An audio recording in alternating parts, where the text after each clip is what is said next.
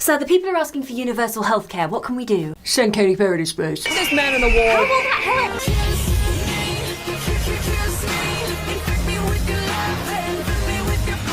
help? Crazy than this. This is just ridiculous carry-on from some very rich, very famous lady. It was very profound. I don't know if you've seen Katy Perry talk about it, but she's basically a guru now. I hope they can see the unity that we modeled and replicate that and understand that we weren't just taking up space, we were making space. She's come back and she said that she feels super connected.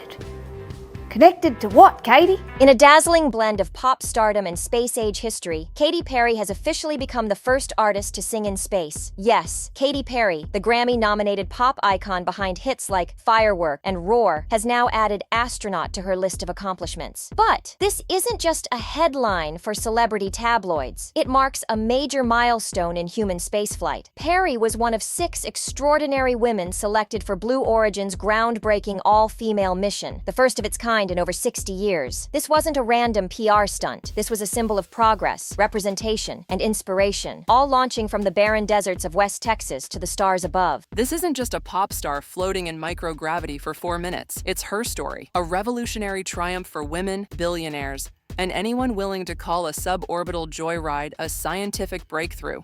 1, 2, 3, take us space! Flying alongside Perry were 5 equally impressive women. Lauren Sanchez, an author and philanthropist, and notably the fiancé of Blue Origin and Amazon founder Jeff Bezos, was one of the mission's driving forces.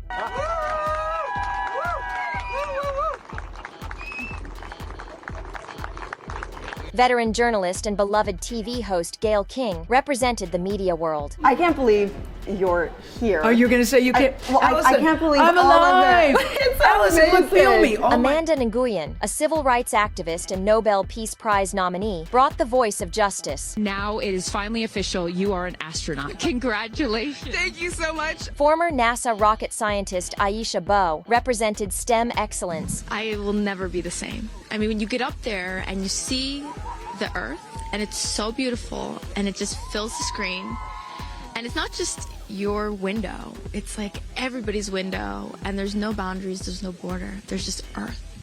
It's incredible.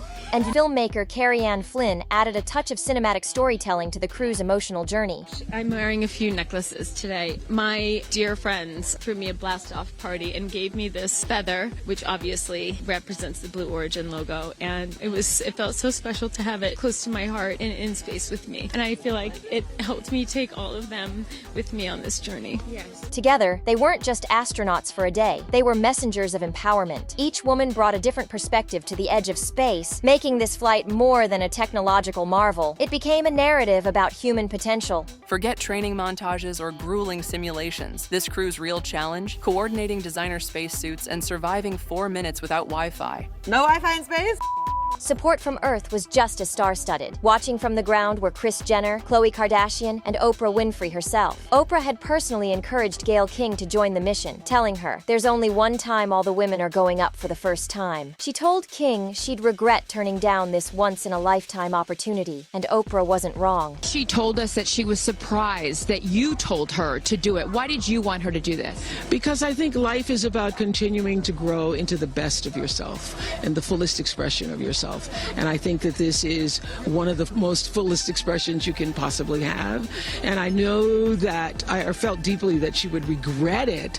And I didn't want to hear about it for the next 15 years. I wish I had gone, you know, and I said, there's only one time that all the women are going up for the first time.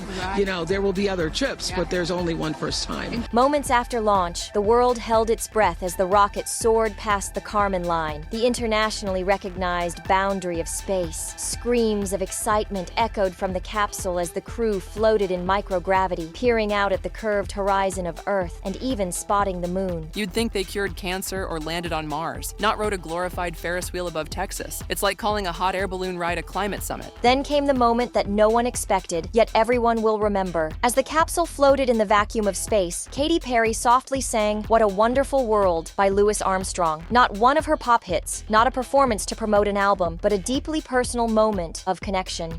Katy sang "What a Wonderful World." She did? Isn't that nice? Oh, come on. She sang "What a Wonderful World." I see Did you just all dreams. start Oh, crying? yes.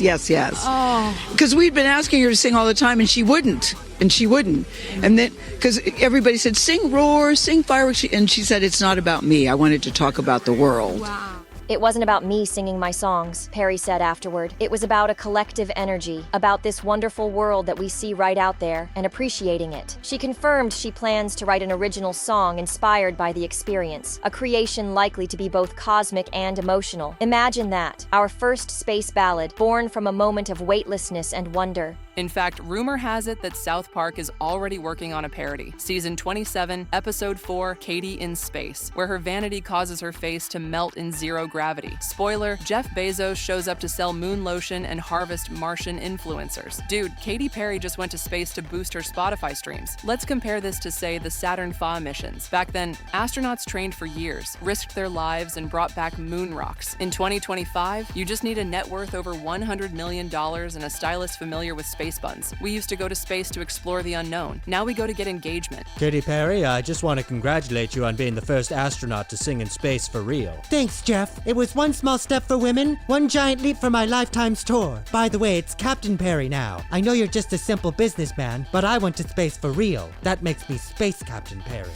The cruise time in space was brief, just 4 minutes of weightlessness, but the impact was profound. As the capsule began its descent, 3 parachutes deployed gracefully, and a final air cushion softened their dramatic landing in the West Texas desert. Gayle King, who had admitted to being a nervous flyer, kissed the ground upon exiting and exclaimed, "Thank you, Jesus." She later described space as oddly quiet, a silence that made her reflect on how humanity must do better and be better on Earth. Amanda Nguyen echoed similar sentiments, calling it a spiritual awakening, and filmmaker Carrie Ann Flynn, overcome with emotion, said through tears, "The moon was so beautiful. I feel like that was a special gift just for me." Meanwhile, NASA scientists back home squinted at their spreadsheets, trying to stay funded. But the significance of this flight goes beyond just personal stories. It marked a historic shift, a moment where space was no longer the sole domain of male astronauts or elite scientists. It was a flight that symbolized a future where art, activism, journalism, science, and storytelling can coexist among the stars. A flight that was not about breaking records, but breaking barriers. It reminded us that the next frontier is no longer just about exploring space. It's about exploring who gets to go, who gets to tell the story, who gets to look back at Earth and feel changed. In a world often divided by borders, politics, and screen time distractions, 6 women floated above it all, weightless, united, and forever changed. Katy Perry may have started her career lighting up the stage, but now she's lit up the sky as well. Her journey, alongside 5 trailblazing women, wasn't just a mission to space.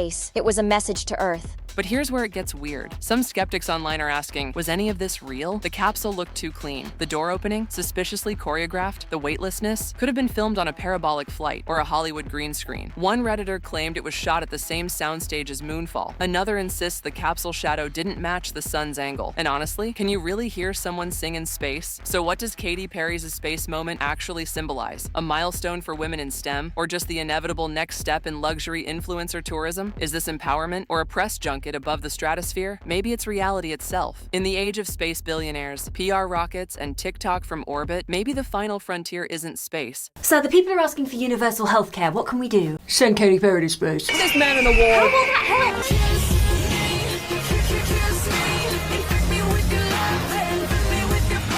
Crazy than this. This is just ridiculous carry-on from some very rich, very famous lady. It was very profound. I don't know if you've seen Katy Perry talk about it, but she's basically a guru now. I hope they can see the unity that we modeled and replicate that and understand that we weren't just taking up space, we were making space. She's come back and she said that she feels super connected.